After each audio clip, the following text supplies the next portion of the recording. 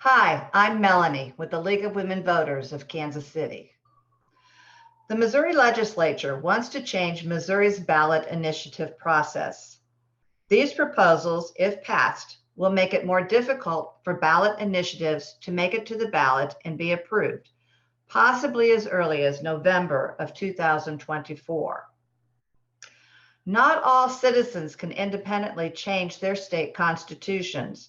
In fact, Missouri is only one of 26 states where citizens are able to independently change their state constitution. Our current constitution was written in 1945 and has been amended 125 times. So why is this process important to us as voters?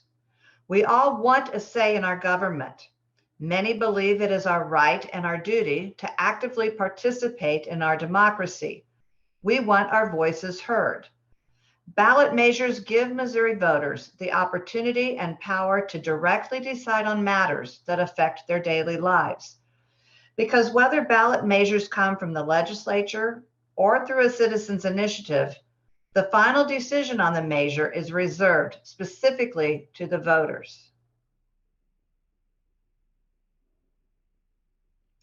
There are three ways the Missouri Constitution can be changed. First, citizens can attempt to change the Constitution by submitting an initiative petition. Secondly, the legislature can propose a constitutional amendment.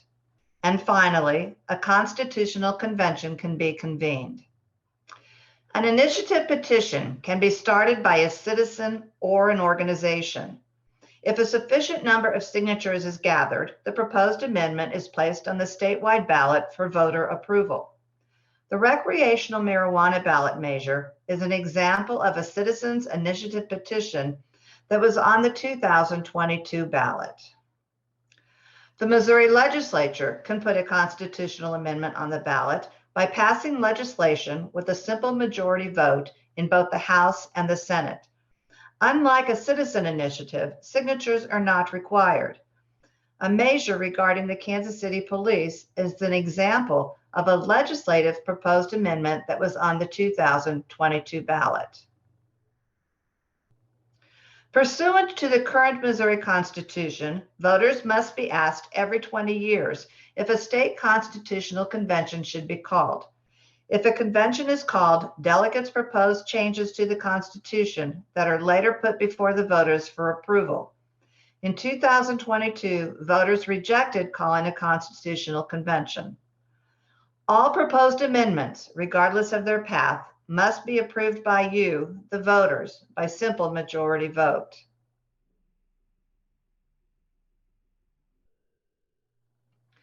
Missouri citizens from different political parties have used citizen initiative petitions for more than 100 years. Former Republican Governor John Ashcroft sums up the purpose behind the initiatives by stating, "It is through the initiative process that those who have no influence with elected representatives may take their cause directly to the people." The Hancock Amendment is an example of a citizen initiative advanced by conservatives.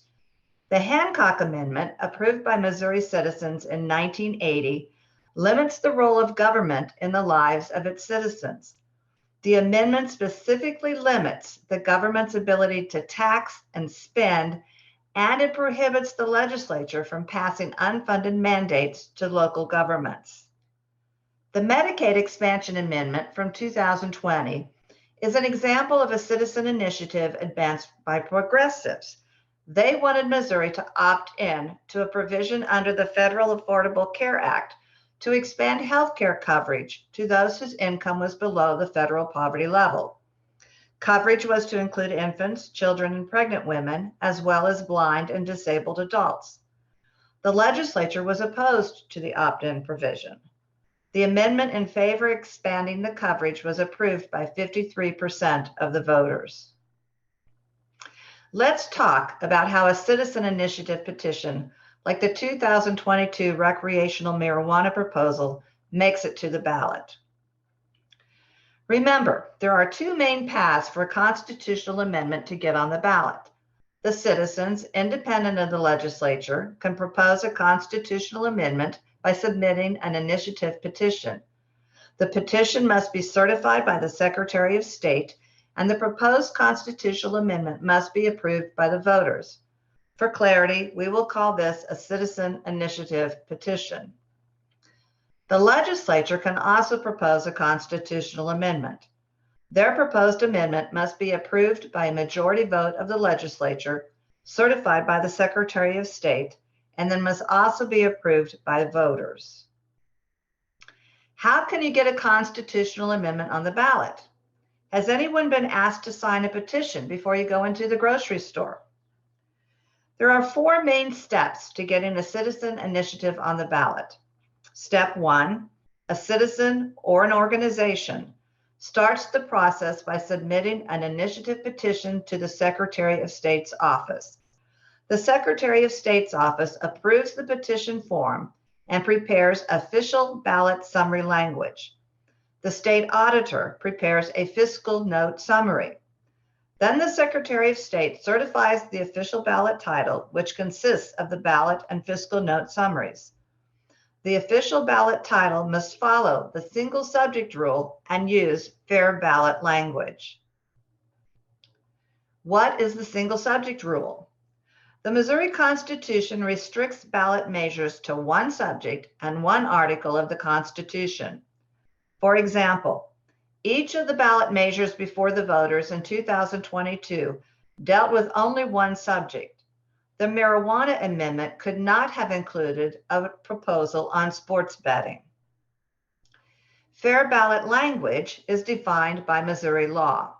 To be fair, the language has to be a true and impartial statement of the effect of a yes or a no vote, not intentionally argumentative, not likely to bias the voter for or against the proposed measure, and state whether the measure will increase, decrease, or have no impact on taxes. Fair ballot language does not come from the proponents, the legislature, or the League of Women Voters. It comes from the Secretary of State. Once the petition has been approved by the Secretary of State, the second step is to gather signatures. Current law requires getting an amount of signatures equal to 8% of the legal voters in 6 of the 8 Missouri congressional districts. The third step is to submit the signed petition to the Secretary of State no later than 6 months before the election. In our marijuana initiative example, the deadline was May 8, 2022. On May 8th, the sponsors delivered a petition to the Secretary of State with a total of 385,000 signatures. The fourth step is for the Secretary of State and local election authorities to verify signatures. Local election authorities verify that signatures on petitions match the signatures on voter registrations on file. On the last Tuesday of July, the Secretary of State announces the findings of the verification effort. The petitioner is notified if the Secretary determines if an insufficient number of signatures has been submitted. Any citizen can appeal that finding, with resolution of that appeal required within 10 days. If the Secretary of State determines that a sufficient number of valid signatures has been submitted, the petition is certified and placed on the ballot. Once on the ballot, a simple majority of votes is needed for passage. It isn't easy getting a citizen initiative before the voters. Between 2010 and 2020, less than 4% of the ballot initiatives that were filed by citizens were certified by the Secretary of State's office. However, once certified, the odds of passage improve. In the last 50 years, 66% of the certified ballot initiatives were approved. For example, in 2022, a ranked choice voting initiative petition failed to get the required number of signatures, while the marijuana initiative was certified only on appeal.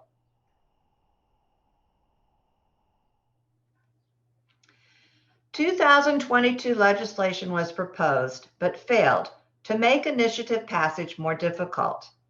Many of the same proposals reemerged in 2023, including requiring a majority of votes cast in a majority of congressional districts, increasing voter approval up to 57%, up from simple majority, and changing the formula for passage based on a percentage of the total number of registered voters in the state instead of the percentage of voters who voted in that election. The proposals, while increasing the required margin of approval for citizen initiative petitions, kept the margin needed for measures originating from the legislature at only 50%.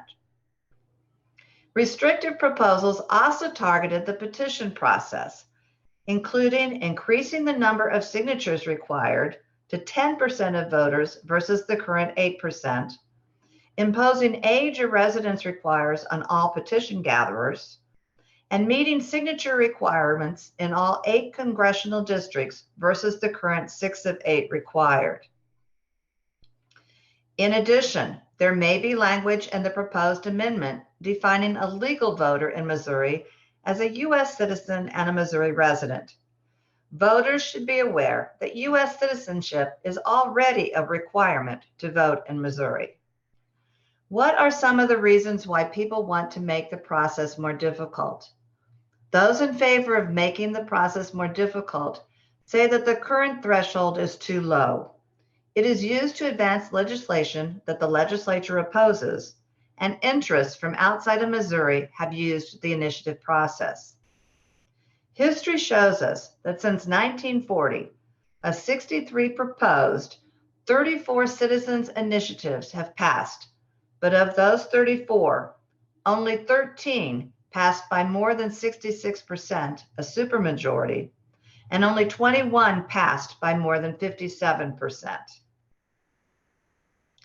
What about people who are against making the initiative process more difficult? What is their position? They say the citizen initiative process has served different parties over the years. Increased requirements would make the effort nearly impossible for most groups to achieve, and as a result, the voice and the will of the people in a democracy would be silenced, and it remains easier for the legislature to advance constitutional amendments. Missouri is not alone in seeing attempts to restrict the citizen initiative. 26 states have seen laws advance to restrict citizen initiatives. Most recently, a proposal by the South Dakota legislature to restrict the initiative process was rejected by voters. Now let's turn to amendments that come from the legislature. A proposed constitutional amendment from the legislature has a much easier path than a citizen initiative petition. This is because it does not require the cost of gathering signatures on the petition. In the case of the 2022 marijuana initiative, the petition drive costs alone exceeded $5 million. A constitutional amendment proposed by the legislature follows a track similar to that of other legislation. First, it must be proposed by a legislature and then passed by majority vote in both the House and the Senate. After that, its path is similar to a citizen initiative constitutional amendment. From the past legislation, the Secretary of State crafts and certifies the official ballot title, which consists of the ballot summary language and the fiscal note summary. It is also subject to the single subject rule and fair ballot language requirements. Like a citizen initiative petition, once on the ballot, a legislative proposed constitutional amendment also requires a simple majority of votes for passage. While legislatures are proposing legislation to make the citizen initiative process more difficult, they are not making any changes to the process for a legislative proposed constitutional amendment. Voters should be prepared to make a decision on restricting ballot initiatives next year. We will keep you up to date on our website. And thank you for taking the time to become an informed voter.